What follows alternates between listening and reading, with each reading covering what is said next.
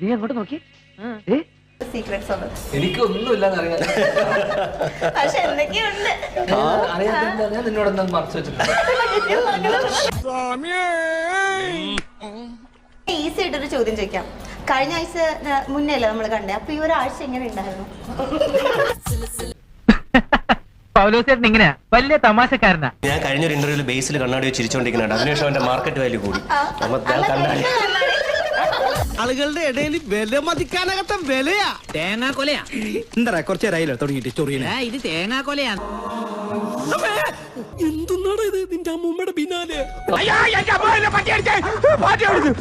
ഇങ്ങനെ പേടിക്കലടാ ആണുങ്ങളെ വില കളയാനാ. കോസ്റ്റ്യൂമ് ഷട്ടസ് കഴിഞ്ഞ് ഉരുക്കൊണ്ടുപോയി ഫുൾ ഡ്രസ്. അപ്പൊ പിന്നെ എന്ത് വെച്ച് ഫോട്ടോ എടുക്കും?